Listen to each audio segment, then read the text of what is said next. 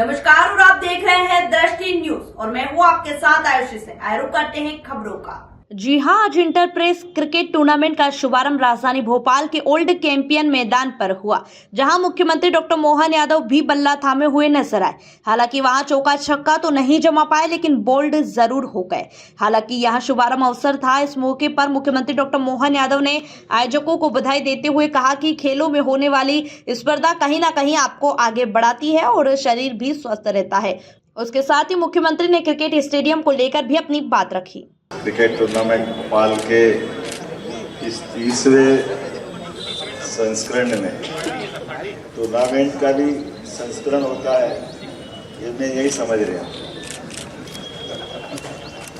पत्रकार से फूल पाके भी अलग आनंद आ रहा है।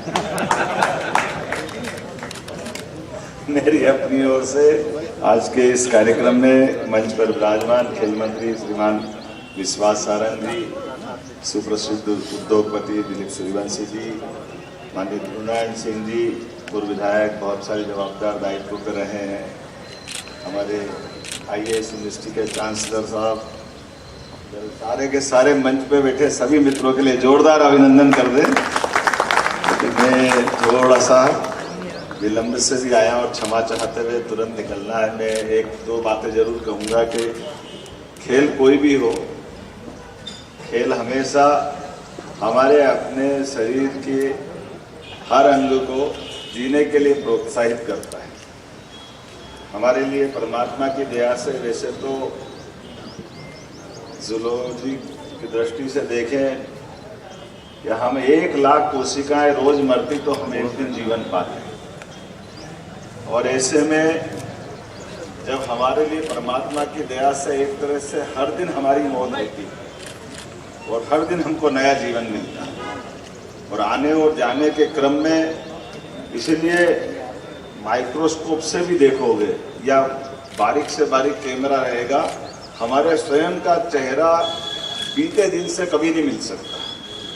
जब से हम अपनी माँ के पेट में आत्मा के रूप में प्रवेश करें गर्भगृह से और शरीर छोड़े तब तक कोई किसी से नहीं मिलता। हर दिन उसका चेहरा बदलता, हर दिन उसकी आयु बढ़ती। और ऐसे इस दौर में हमारे यहाँ तो भारत में खेल की परंपरा इतनी अच्छी है, उत्कृष्ट है कि यहाँ तो क्षमतावान को ही विवाह करने का मौका मिलता स्वयंवर काल के समय से। हर एक किसी का हर एक चीज़ों पे अधिकार नहीं होता, क्षमता योग्यता के साथ होती। और ये क्रिकेट का टूर्नामेंट और इस टूर्नामेंट के लिए जो मैं देख रहा था कि 2 प्रकार के ग्रुप बनाए, एक संपादकीय से जुड़े हुए मीडिया कर्मी और दूसरे मीडिया संस्थानों के अन्य प्रकार के शिक्षण के सारे कर्मी, ये मिलजुल करके क्रिकेट का आनंद लेते हैं। मेरी अपनी ओर से सबको बधाई। और ये बताया गया कि लगभग 7 बार दैनिक भास्कर जीता, 3 बार नवभारत जीता, अग्निपथ 3 बार, ESPN, राज एक्सप्रेस, दैनिक जागरण, नई दुनिया, अर्थात अपने एक लेवल के सभी प्रकार के प्रेस को जोड़ करके आपने पारदर्शिता भी रखी है और ये खेल के इस ग्राउंड को जीवंत भी रखा है। मैं अपनी ओर से बधाई दूंगा। और आज जो बताया गया इस टूर्नामेंट की खास बात कि 43 टीमें, खिलाड़ी, आयोजक, प्रायोजक, गेस्ट, अंपायर, ग्राउंड्समैन, सभी प्रकार के लोगों को आपको खाना वाना भी देना होता है। अच्छा, तो अगर आप एक आध बार खाना हमको मौका दे देना, हम भी खाना खिलाएंगे।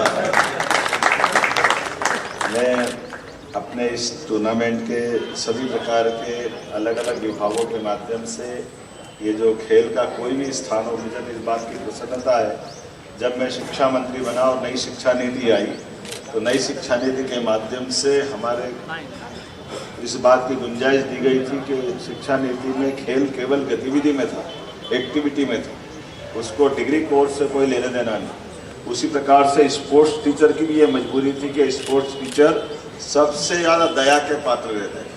वो असिस्टेंट प्रोफेसर, लेक्चरर, इस प्रकार की कोई श्रेणी में नहीं आते थे। हमने बदलाव किया कि नहीं, ये गलत बात है। तो नई शिक्षा नीति के माध्यम से खेल के आधार पर भी डिग्री मिलेगी और हमारे स्पोर्ट्स टीचर को आगे जाकर के असिस्टेंट प्रोफेसर तो ठीक है, वाइस चांसलर तक भी बनने की गुंजाइश मिलेगी। क्योंकि सभी प्रकार से जब हमको खेल को प्रोत्साहन देना, और यशस्वी प्रधानमंत्री श्रीमान नरेंद्र मोदी जी को धन्यवाद, जिन्होंने जिनके नेतृत्व में सभी प्रकार की खेल की प्रतिभाओं को लेकर उन्होंने अपने इस पूरे अभियान में, ये बात सही कि ओलंपिक, एशियाड, ये हमारे बहुत बड़े एक तरह से प्लेटफॉर्म है जिसके बलबूते पर देश की दुनिया में पहचान बनती है। उन्होंने अलग अलग प्रकार के सभी खेलों को प्रमोट किया, सबको प्रोत्साहन दे रहे हैं और उसके परिणाम भी हमको दिखाई दे रहे हैं। और मैं उम्मीद कर